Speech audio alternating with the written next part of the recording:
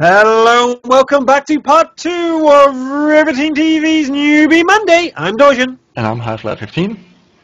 And today we're looking at the premium tanks. What's the big deal about them? I just remembered we haven't actually said why you should be playing with premium tanks, the perks and uses you get for being premium. And that's not the premium account. This is a permanent tank that you pay for once and you get forever. So why should you buy a premium tank? What benefits does it give you, Highflyer? Is there any? Oh yeah, there is. Yes, like 150% gold income, silver income. Do I have to teach you this, Highflyer, or do you actually know? Yeah. Yeah. A lot of extra credit gain by even if you play horribly, you get. If you for instance in the Löwe, if you play in the Löwe, you don't hit anything, you just die, your team dies, then you earn 30,000 credits just by being in a battle. So yeah, early on I saw a lot of big tier 8 premium tanks just sitting in the battle, but just starting the battle, going out of the battle, and gaining credits through that. But of course the premium tanks are also worse editions of their counterparts. Like the Löwe isn't as great as the Tiger II, and the T-34 isn't as good as the T-32. So a lot of negatives and also positives in you gain a lot more from it, like 150% extra credits. And there's also a little bit of XP gain, isn't there? I don't believe there's XP gain, but it's the way you use crew. Do you want me to go through the crew? Yes. Well, the way you can use crew, guys, is really cool with premium tanks. If you know this, you can switch your crew members around, right, and retrain them. So, for example, you're going up the tech tree and you have a tier 5, you just bought the tier 6, and you don't fancy keeping the tier 5. You can move your crew to the tier 6 and retrain them, right? Yes. But with a premium tank, you can move any of the same nation and class. So if you're a medium tank to Russian medium, you can go to any Russian premium tank and put the crew in there with no retraining. They get to keep all XP at full rates, and that allows you to train up. For example, I bought the T-44, but I didn't have enough silver or free XP to really play it. I wanted to get a few upgrades before playing it. So what I did, and also I didn't want to play it with 75% crew, so I bought the crew, shoved it in my Matilda, and trained them up to 100% before I'd even took my T-44 out there on the battlefield. And that's a huge advantage you can get to bypass that frustration of lower percentage crews, because when you're in the premium tank, you often also get a lower battle group. So if you're in the Matilda, for example, you can never face tier 7s. Tier 8s. You only face tier 7s. Tier 7s, yeah. You can only face tier 6s, 5s, 4s, and 3s.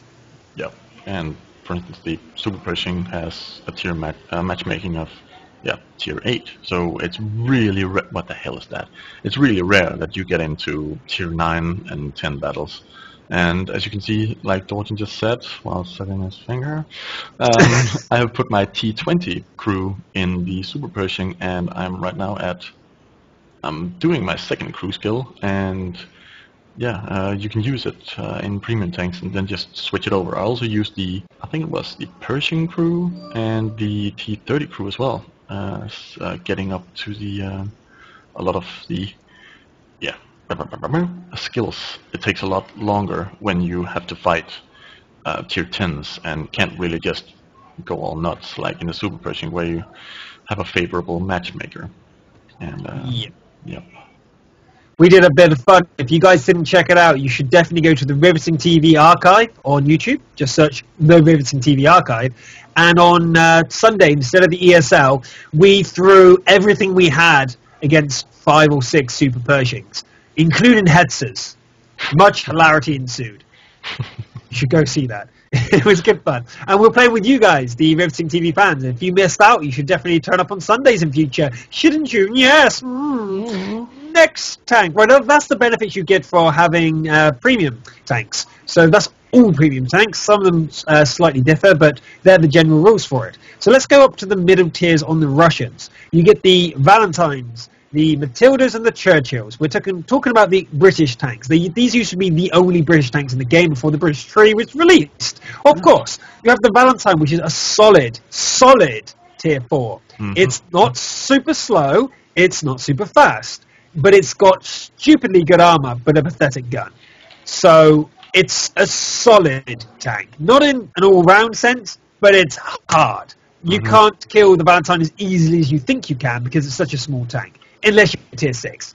Yeah, and same with just as the armor is just when I meet a Valentine in my tier 4s, I usually just back off because it bounces and it dings and can't penetrate it for the most part. So it's a very good tank to be the pushing force of if your team doesn't want to push or doesn't know when to push, then it's a very good tank to use for the pushing purpose. And the Matilda and Churchill are very similar. I'll go through them together because they are very, very similar. Okay, excluding the size difference, the guns are reversed. The Matilda has a low penetration, high damage gun compared. Still not high penetration. They're both rapid fire guns. Okay, so compared. And the Churchill has a higher penetration but lower damage. Both of them shoot incredibly quickly. Okay, and they both have incredibly good armor for their tier group. They're also incredibly slow. So incredible used a lot there because they're very extremist tanks. They shoot incredibly fast. They are incredibly slow. And they are incredibly well armored for their tier group. And they have custom tier groups, so you're not going to face tier 7s again. You're only going to face tier 6s at worst. So when you're tier 5, almost always, you get some really good silver for the price. Because they are actually really cheap. Like 1,500 for the Churchill, it's a decent tank when you get used to it. It's harder to recommend them now because of, obviously, the British tree has been released and you can just get them for silver. But I certainly say that they're pretty good fun to have, and I still take my Matilda out occasionally for some fun. Yeah, but again, it's a lot easier now to choose one of them because before you didn't really have something to compare them with. If you go through the British tree, like the Matilda or like one of the earlier Churchills, then you'll highly likely like these and you'll earn a lot more credits while doing so. It's good for credits. Yeah. It's good for credits. Good. Yeah, it's good. So let's have a look at the American tier 5s, the Ram 2 and the T14. I actually have a Ram 2. Ooh. Do you have an opinion on either? T14, tough turret. Are you kidding me? I met one in my, and also I think it has spaced armor on the side, just a little bit, because the Crusader in the French or the British Crusader has a tough time penetrating the side. I've met them I think 3 times now, and the 110 penetration against 50. Sometimes it just soaks it, and could just be the tracks, but I'm really not sure. But tough turret as hell. So use that as an advantage. Go find some low cover, like the small in cities. There are fence-like structures which you can break, and don't break those ever if you find some of them if enemies are close, because you can use that as hold down position. The Ram, I've tried it in the beta days, and it's decent. The rate of fire is just as high as the Churchill.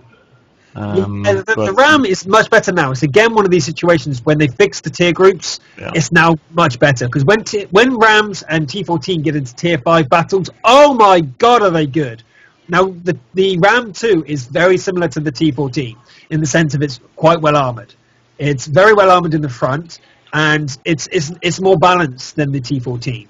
It turns a lot better, and the turret turns a lot better, and its rate of fire is a lot higher. So if you're looking for more of a med, I mean, it is heavy in med, okay? So I'm just saying, if you're looking for a little bit of a faster heavy tank, then go for the Ram 2. If you're looking for a heavy tank, T14. T14 is much better than the T1.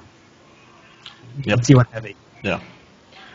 And that's about it. I like as a challenge towards me, the Ram is not as good as an opponent, because I don't really fear the ram. It's very easy to penetrate for me in the I tank. do when I'm in my T-34.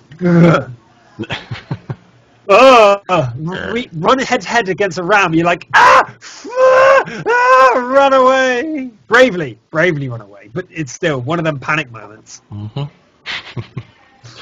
So, yeah. Oops. Oh, I'm gonna show it. It's a tank. You can't. The Panzerwagen 2 aus. How do you say J in German? I can't remember.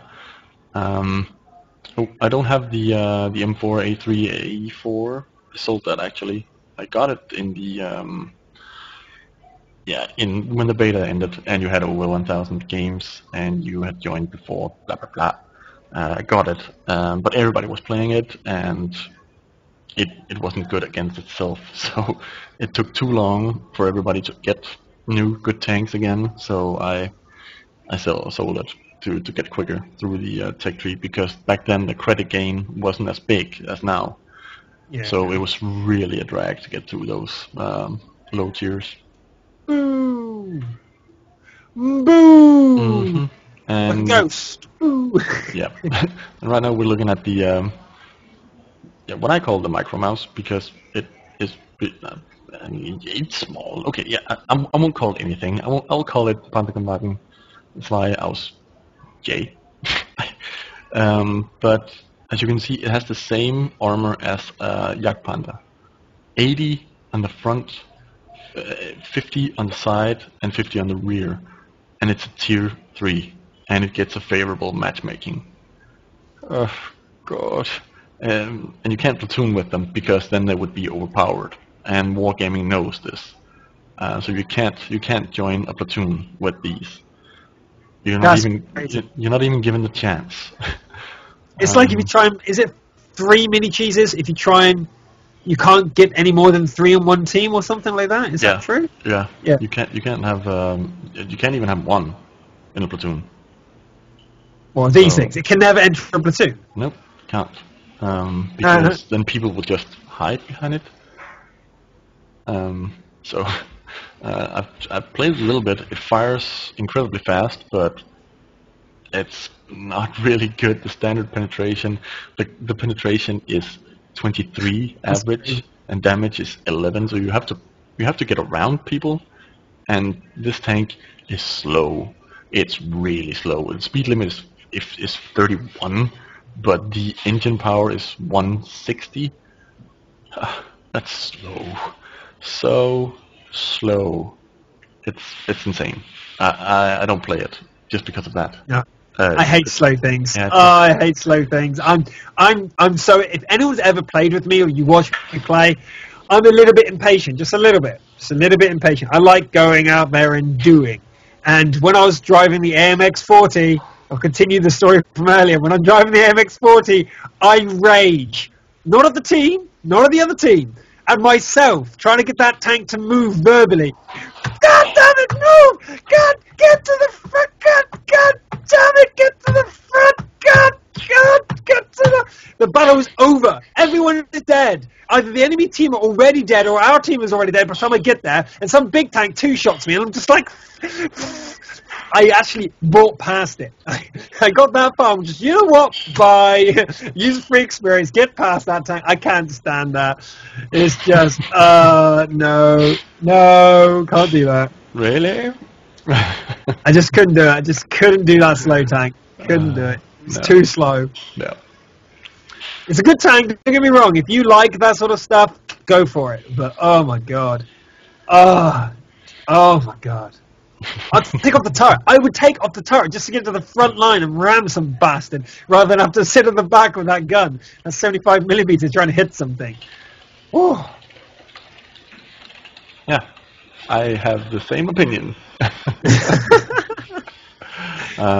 Do you have the M4 E3 MPA4, or the one that you got for 1,000 battles in the beta? Because Saifu is really wanting to talk about it.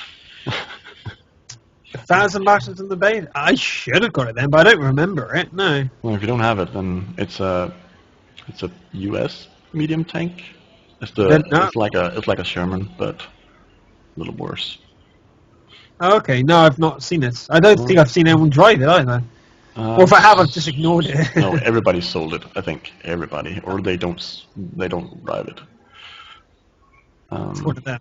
I have two American tanks. That's the Ram 2 and the T1 Cunningham. And the only reason I have the T1 Cunningham is because I was told to, so I can cast.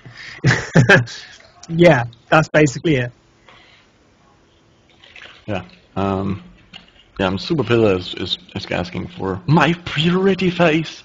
And, well, I'll say it again. The webcam that I'm using has to get another setup, so you'll see me from the left. But the cord isn't long enough, so I can't set it up right now. But so you'll have to do with a face. Picture face. Picture face. So just take a bite, you lazy bum. Take a bite. Oh god, that's gonna be a screen capture. I have to make that a screen capture and then put it on the archive. You crazy fuck. That's some good cake. That's some good cake. What is it? What is going to be good cake? Some good water. Yeah. Water. Water as well. Water, water, water, water, water. What a waterful world. So after the break for the second part into the third part for our lovely archive, we will go through the bigger tanks. We're talking tier 7 and up. And if there are any questions you want for Newbie Monday, we always do a question Q&A at the end. So feel free to get your questions ready. We'll be answering them at the end of the show. And it doesn't necessarily have to be about premium tanks, but about any tips and tricks in general regarding Newbie Monday. So if you're a newbie, you've got a question, don't think it's stupid. No question is too stupid. Just ask away and we will answer. Okay.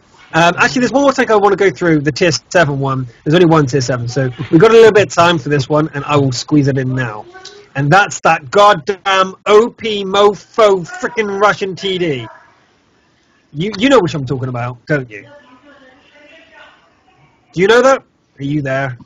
He's gone. The SU-122-44. Have you guys seen it? Have you guys seen the SU-122-44? Yes. That thing, I'll quote a friend.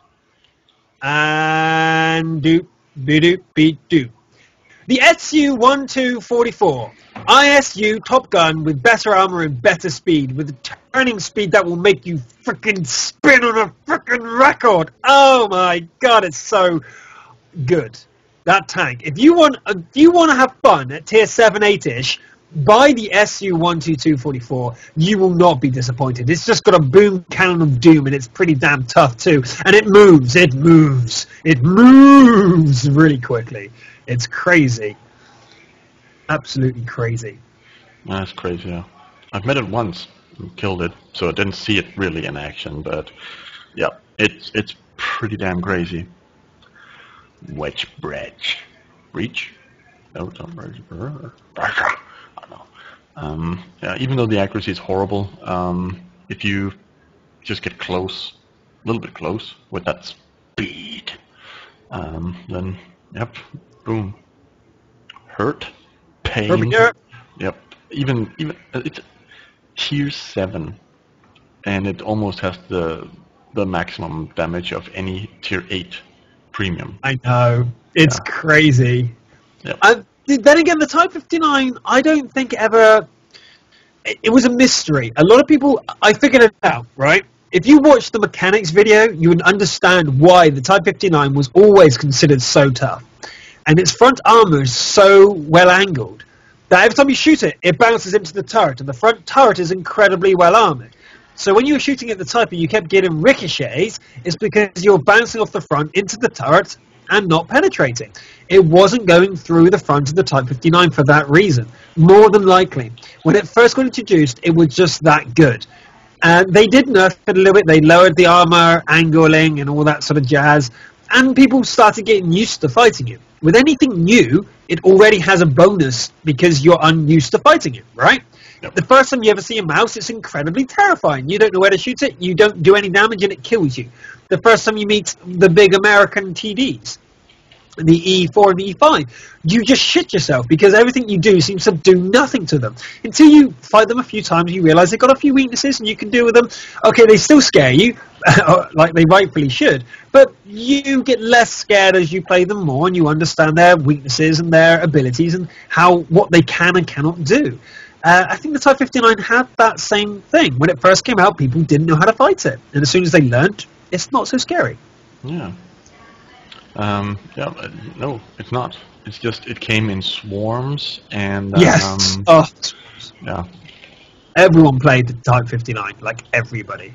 Yep, everybody bought it because it was OP, and it could just roll over any side, and it was annoying. And it was mostly the part about the swarms of them, because one wasn't a big deal, but you never saw one in a game. No. Never. Platoons of 3 all the time. At least 2 platoons of 3 on each side. It was crazy. Yep. It was just the tank to have, and you earn so much silver with it. It's a gold tank. You earn so much silver with it. Yep. It was the same with the T-54. Yes. When it came, it was there are screenshots thing. About when the entirety. Yeah, it's insane. So insane. And yep, I have no idea why. I don't know why Wargaming can't make patches, quick fixes, matchmaking,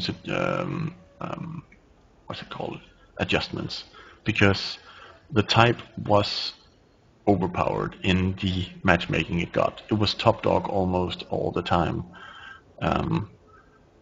or just placed in with the other not so good tier 8s with no bouncing armor, like the Tiger 2, T-32, the IS-3 of course, but that's Russian as well. It's very weird how. Okay. Yep. Yeah, let's go through our break and come back in part 3 for the Q&A and the top tiers. So don't go away. If you've got some questions, start writing them down and we'll answer them shortly.